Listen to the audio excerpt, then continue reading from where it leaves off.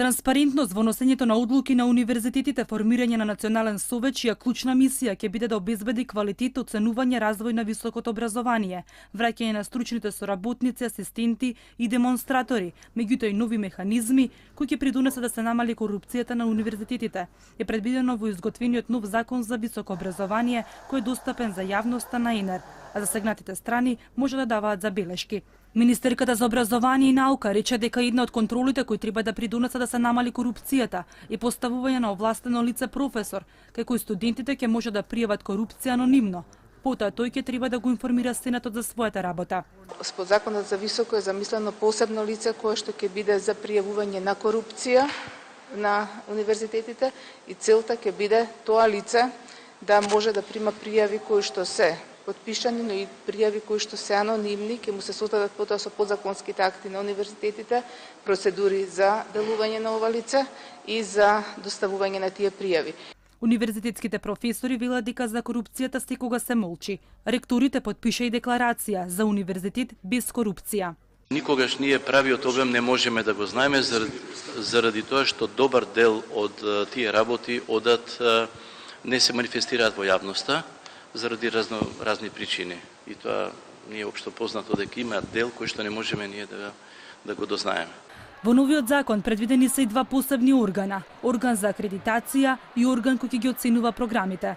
Плановите на надлежните да се зголеми контролата на факултетите, а целта е да се оцени дали тоа што е акредитирано во пракса се спроведува со квалитет кој бил препознаен во акредитацијата. Забелешките на дел од високообразовните установи е немањето на доволно наставен кадар, адекватни просторни услови за функционирање, а имаат акредитација.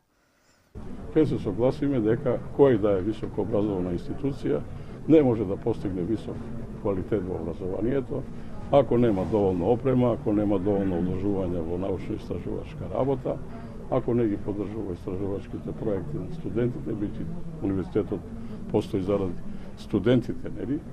Ако нема доволно наставно-научен кадар, ако нема потребна литература, библиотеки, читални и така натаму, се што представува еден стандард во високото образование. Ако ме прашате мене, јас уште утре би затворил повеќе од нив.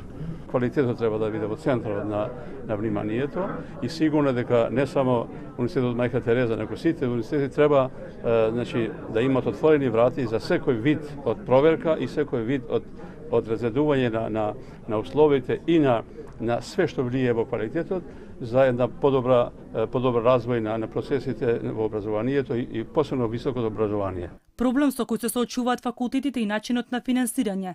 Кај нас постои уравниловка. Универзитетскиот професор Геремит Чиовски посочи ако усвоиме модел по цена на чинење по студент во одредена област во науката, тогаш ќе имаме добра основа за да започнеме да градиме еден модел кој на запад е вообичаен. Ние во Македонија треба да сватиме дека техничко-технолошките науки, општествените науки, природно-математичките науки, сите различно коштаат. Значи, ако усвоиме модел за цена на чинење по еден студент во одредена област на науката, тогаш ќе имаме добра основа за да започнеме да градиме еден модел кој што на запад е вообичаен. Кај нас постои една уравниловка.